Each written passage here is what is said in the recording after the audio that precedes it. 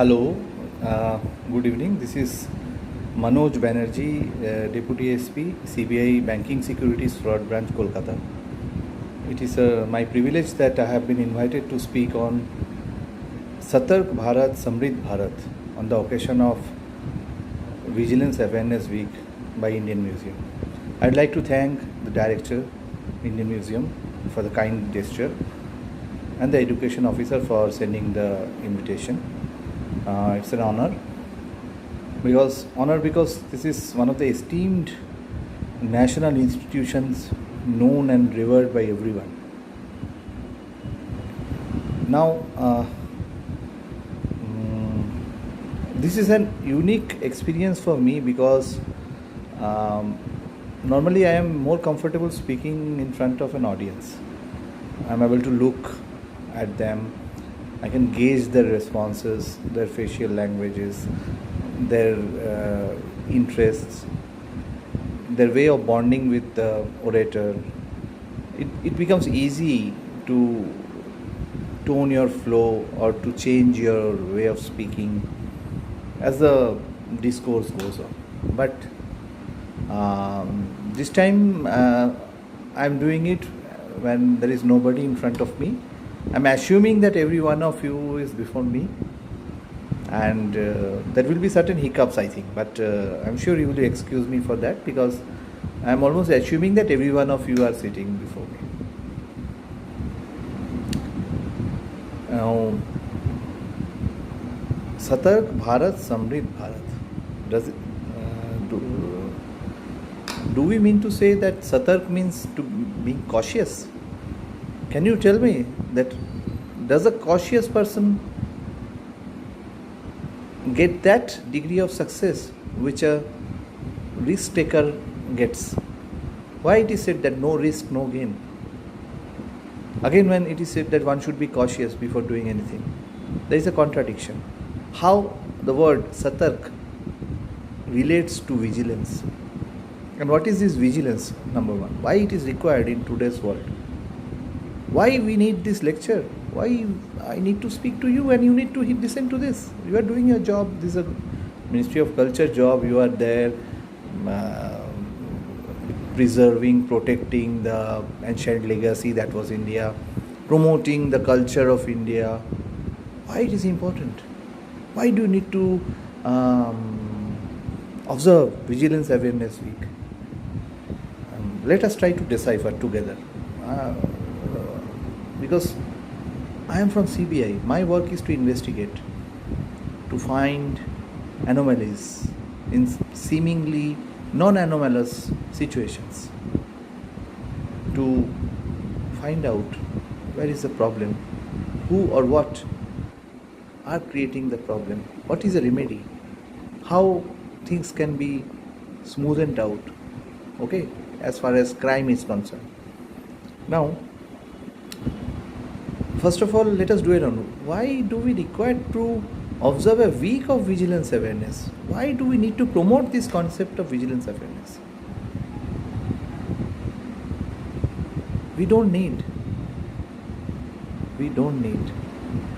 vigilance awareness, vigilance, a sense of ethics, a sense of inner discipline is to be maintained throughout the year, not only in our work but also in all aspects of our life. If you are talking to your son, daughter, you are talking to a shopkeeper, you are talking to your wife or husband, you are cooking your food, everywhere you have to follow ethics. Say, if the ladies are there in the audience, you are cooking dal or say egg curry, or those who are vegetarian, you are making paneer masala. If you do it in a casual manner, certain more amount of salt gets spilled in the mixture, or the paneer gets a bit more burnt, or say the egg curry tastes a bit different than it should usually be, or the dal becomes bland. Why so? Because you are not cautious, you are not focused. So, number one, being cautious, being satark means being focused. Being focused means you are following an objective. Objective that represents the goal of your organization. Rule number 1 for any organization or any employee of an organization, however small that employee is, the goal of the organization is paramount over personal goals. Does that mean we will stop living, eating, thinking about our family and not taking care of ourselves? No, sir. We will. We will preserve ourselves. We will strengthen ourselves within our parameters, within the given scope of time, and then devote ourselves to uplift what is the goal of our organization so that it reaches new height. Now, how this is important in the context of Indian Museum? India is one of the oldest civilizations. Today, there are many aspects of Indian culture which is being valued by the world over. Say the yoga, or the openness of our society, or the free spirit thoughts that is propagated by our texts. I will not say they are sacred texts, ancient texts, religious, non-religious, almanac kind of texts, or say discourse, whatever. Now, if you see, if we go back to the ancient Indian world, was it perfect? No. It was mad in corruption. That gap we had in the proto-history period due to the great Bharata war led to some sort of devolvement of historical records. After that, after a gap, the 16 Mahajanapadas got together and the mighty Nanda kingdom arose, and our historical legacy starts. But India was a corrupt society.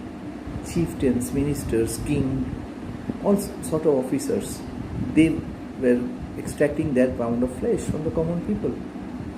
And from the rudiments of this corrupt culture, the great Chanakya built the greatest empire the world had seen at that time, the Maurya Empire. At that time, he introduced the concept of passport and visa.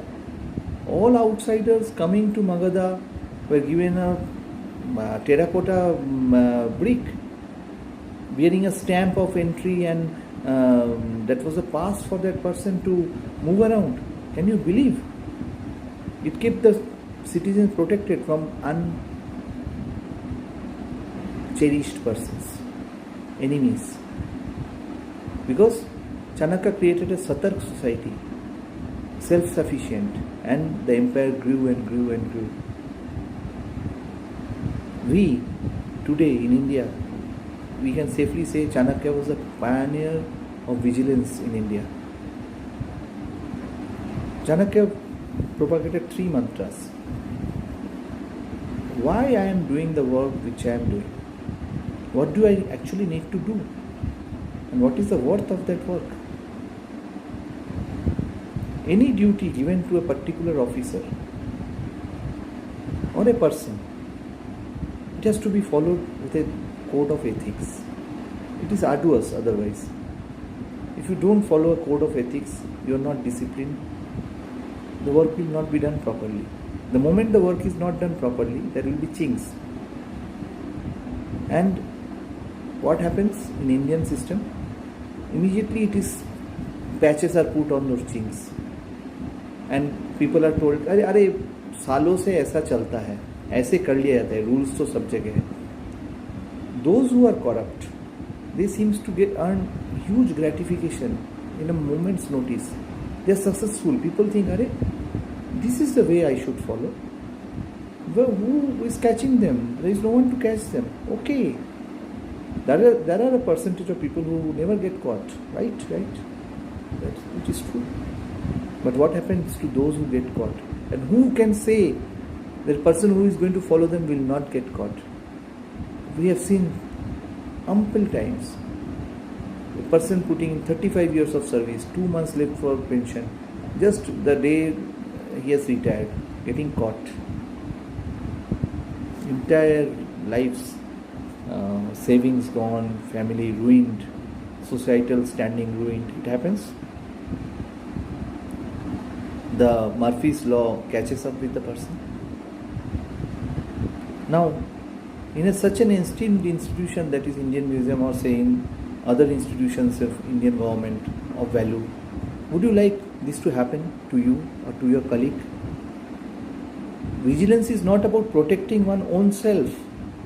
This is where I want to stress. Vigilance is something where you have to be vigilant that your colleague also does not fall into that trap. That atmosphere of teamwork where each person trusts each other and collectively meets the goal is the first point to meet the goal of Samriddh Bharat. Together, the output which you are giving, say for example, you are able to preserve the legacy of India and promote it. It will immediately propagate the concept of patriotism, the love for Indian culture and society among the new persons. They will love the country. They will love its culture. They will love the roots. Small countries I have seen, they take so much pride in the country. Landlocked, they don't have trade facilities, they are unable to generate revenue. Slovenia, it has made a tourist paradise out of the castles it was left. 20-30 castles it is having picturesque. They have propagated and people go there from all over Europe, world to see those castles. It's a tourist heaven. They say they take so much pride in that. Why can't we do so here? Not only it will promote the sense of our historical legacy and knowledge in the young ones who are coming, but it will also attract revenue. And think of the indirect business it will generate. There will be tour operators, there will be books, there will be seminars, there will be this, that. So you are developing the country's economy in an indirect way. That is one way. Number two, just think. By little carelessness, of any of our artifacts gets damaged, stolen, surreptitiously taken out. No one to notice. Whom we are fooling? We are fooling ourselves. We are losing a part of ourselves. It will never come back. Some things go out, antiques, they end up in private collections, come out after 300 years. Who is there to see? What is the value of that antique that time? Why it should suffer in a private collection when no one else will see? When it should throw its light on the modern world and make the country more proud. There are many aspects of Indian culture that we need to preserve. Unscrupulous persons, of course, everywhere, every sphere of life there will be unscrupulous thoughts. And people may think that yes, unscrupulous thoughts are the way of life, but believe me sir, unscrupulousness has a limit.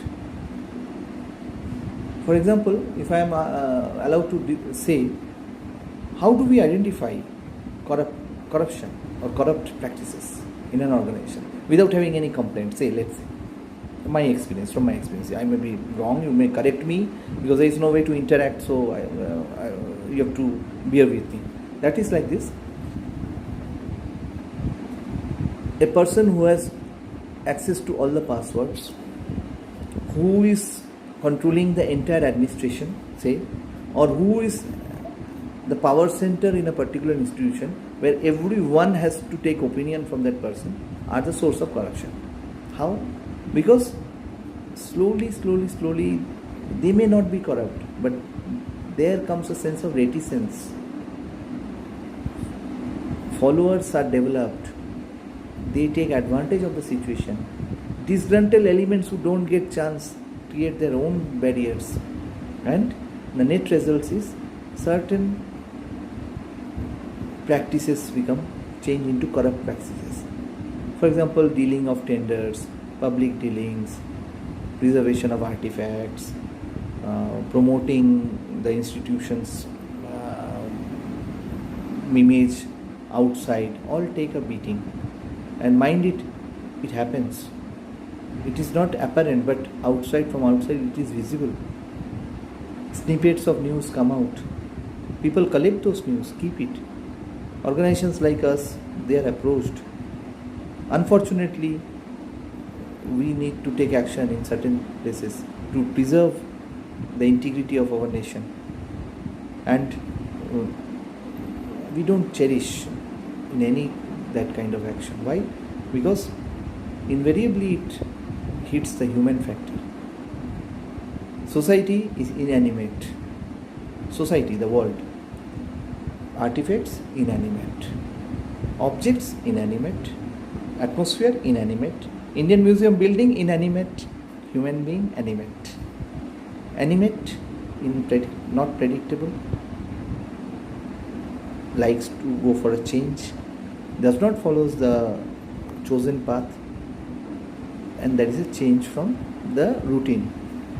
Actually, the word corruption ideally means change from the set path. But not everything is corruption. When somebody changes from the path to protect something, that deviation is known as innovation. When somebody deviates from the path to create an avenue of personal gain or to create an avenue of loss of cultural heritage, creates an avenue for rise of unscrupulous practices, that is corruption.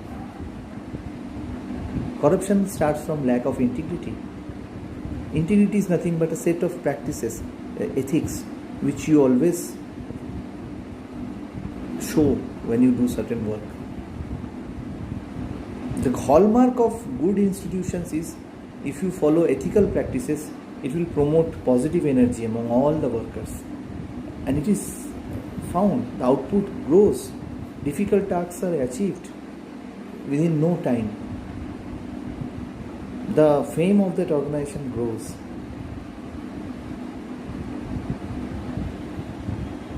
Satark Bharat, Samrit Bharat. Today, our country is at the doorstep of ultra-modern innovations.